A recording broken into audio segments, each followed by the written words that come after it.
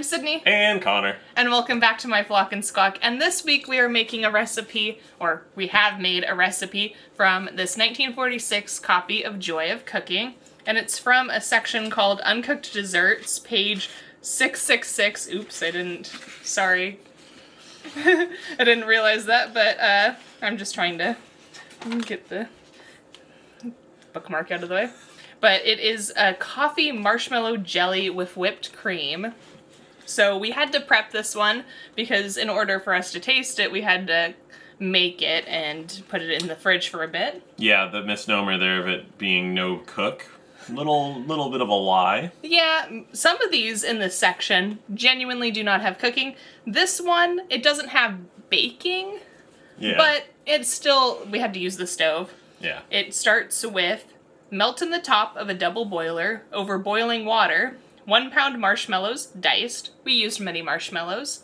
1 cup, or diced in 1 cup hot, very strong coffee, which I didn't realize you were supposed to put them together from the start. So we started by trying to melt the marshmallows, and then I read that you're supposed to put the coffee in with it, and then it melted just fine. Yeah, it all worked out well. Yep, and it says, stir and cook these ingredients until the marshmallows are dissolved. Chill the mixture until it is about to set. We just left it on the counter for a bit in a container, and it cooled off while I made the whipped cream. It says, fold in 1 cup heavy cream, whipped. Place the jelly in an oiled ring mold. Chill it well, invert it, and cover the top with slivered toasted almonds or crushed nut brittle, which I did not make, and we don't have slivered toasted almonds, but I'm sure it'll be fine regardless. Yeah. And also after that, it has a coffee marshmallow jelly, which is on a different page in a different section, which is pretty much the same thing. It's a double boiler where you put marshmallows, 2 cups boiling coffee, and nut meats, and then you serve it with cream. So the cream doesn't go in that one, but it's still like basically the same dessert. If you wanted to, I could just crush up some mixed nuts on top of it. No, okay. I don't think the mixed nuts would have the same effect. But it's been chilling, and we did taste some of it because we were licking the spatulas and whatnot. But that's good. This is what it looks like. It is a nice tan. This is about how I take my coffee. You know, maybe a touch dark, or I take my coffee a touch darker than this, but I would be happy if a cup of coffee looked like that. You comparing yourself? Yeah. How does Connor compare? I'm darker than that. Is it that you're darker or you got body hair? A little bit of both. So we took this out of the fridge not too long ago, so it might need a little help getting out. But some shaking. Well, I'm gonna see if I can. That's right. You got the little. It is a genuine Tupperware, so I'm hoping that. And I did oil it pretty well. So. Yeah, that's coming out. Nice. Oh! Mostly. It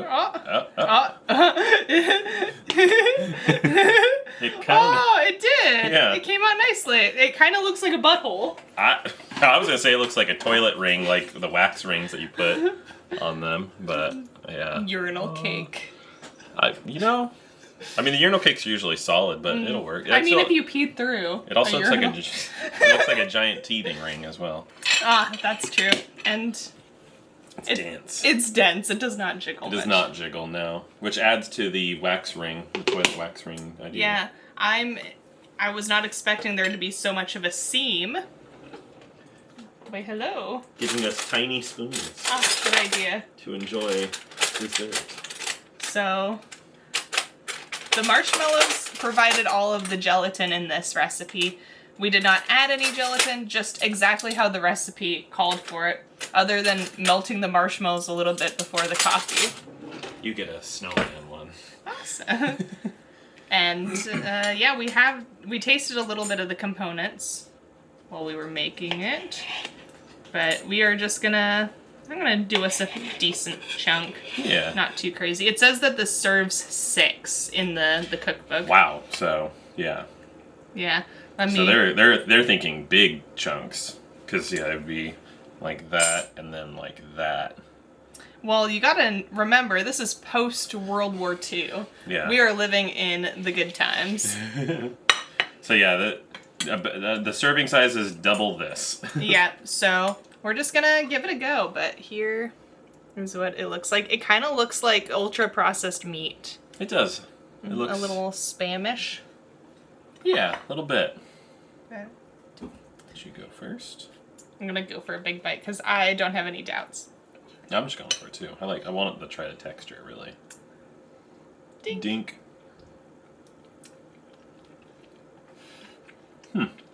That's nice. It's softer than like normal Jell-O.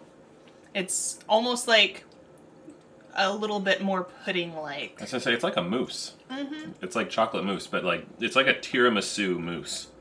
It is.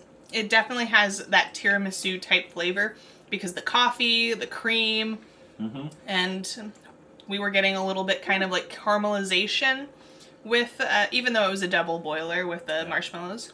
That's really good. I like that a lot. It is super good. And like a lot of these desserts, I feel like or similar-ish desserts with the flavor profile, you probably could just pour a little cream over it. So... Or put a more extra coffee on it. Yeah, something like that. It would definitely be a fantastic summertime treat. Because it's not too much, if that makes sense. Like, it's not a light dessert, but it's not, like, heavy. Yeah. And just kind of serve it over it. Put a little bit of just the whipping cream. Whipping cream. That's a delight.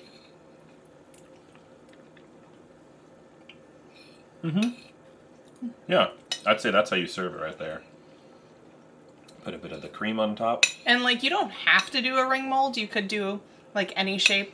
Like, just in a serving pan and then cut it up into squares and toss it in bowls.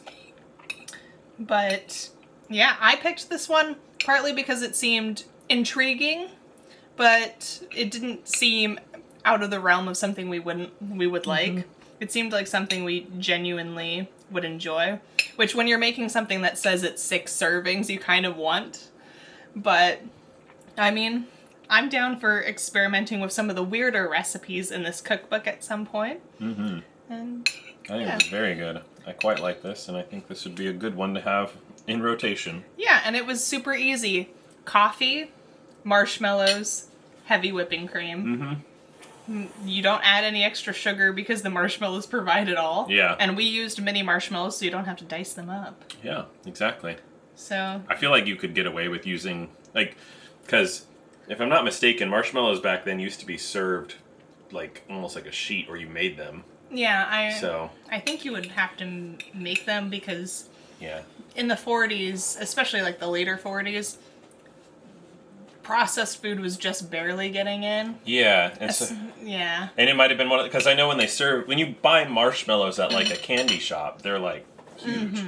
So you probably could use the regular big marshmallows too. Yeah, and I wonder if this cookbook has a recipe for marshmallows. Yeah, I'd imagine.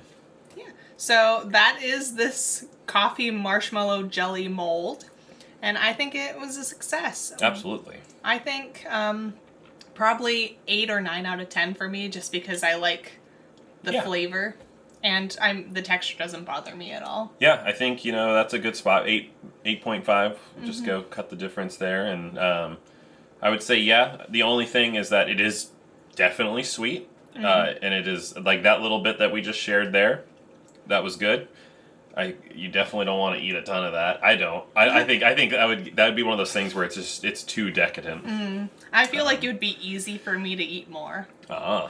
So. But then I would feel a little sad that the marshmallows there's so many of them. Well, it's like I could eat like just a tray of tiramisu, which tiramisu is one of the top 10 like total favorites. Like I give that a 10, a tiramisu, and then this it invokes that, but I feel like to me I would not be able to eat more. What if I served it on a cookie? It's like I'd be able to eat like maybe like the serving size that we saw, like a sixth of this.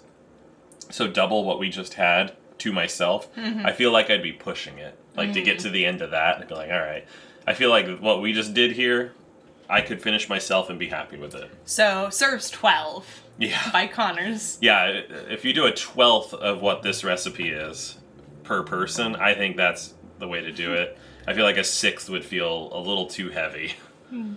Yeah, and I feel like since the ring mold that Tupperware has that I used, it gives plenty of space in the middle if you want to add, like, maybe some fruitiness to it. Or something in the center as, like, garnish. But, yeah, I think that was it is a success. I highly recommend it if you like coffee. And it was very easy. The hardest part is just waiting to see if it'll come out. Yeah. But if you, like, do it in the morning and then pop it out at night. Oh, yeah. Yeah, perfect. Totally. So, thank you so much for watching. I hope you flock and squawk again with us sometime. I post videos every Saturday, and, yeah. Yeah, so check it out. Yeah. Bye! Bye! The booty hole. Yeah, I was like...